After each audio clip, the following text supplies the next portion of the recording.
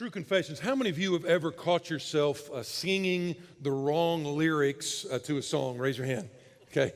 It's kind of embarrassing depending on your company, but it happened a lot more back in, quote, the day, okay? Because back in the day, you had to either look at the words on an album cover to correct it, or a cassette tape, which if you're under 30, you can Google what a cassette tape really is. But basically, you could look on the inside of that and see that you were singing the wrong lyrics or the right lyrics. But actually, singing the wrong lyrics while thinking you were singing the right lyrics actually is termed a monograin, all right? And so at the risk of dating myself, when I was growing up, there was two I was thinking about this week that I thought, man, I used to butcher these songs. One of them, again, don't judge me, okay? Just here's a couple songs I listened to a lot, not as much anymore. One of them is Michael Jackson's Billie Jean, all right? Okay, Billie Jean is not my lover. That one right there. All right, Billie, but there was a phrase in there. The correct lyric is actually, but the kid is not my son. But he says it in such a way, I'm like, what is he saying? What is he saying? And so I would sing it a couple different ways. I was like, but the chain is not my son. Chain?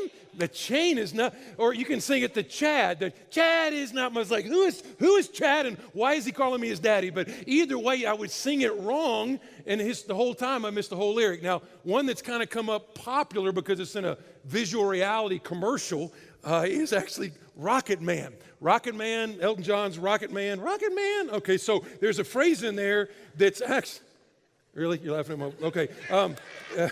Here's one phrase: burning out his fuse up here alone. That's a phrase in there. Burning up his fuse in here alone. I killed those. I killed it. Here were a couple of ways that I put it. I was like, one of them was burning up the streets of Oregon. I was like, that can't, burning up the, okay. Another one was burning all the shoes of everyone. It was, I was trying to sing it correctly, but I was singing it incorrectly and therefore missed the whole message of the song.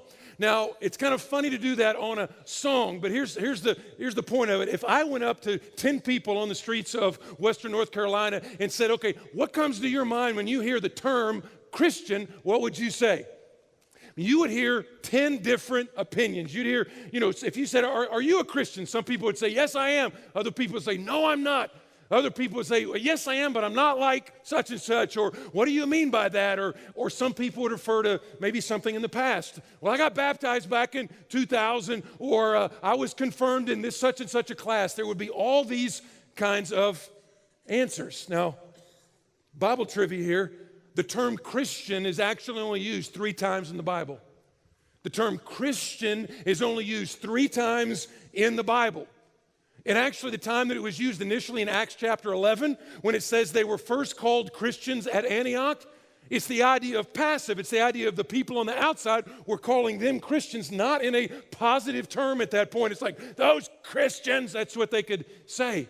And so only 3 times it's Christians. 281 times, though, the term for a follower of Jesus, a follower of Christ, is not Christian, but 281 times it is the term disciple.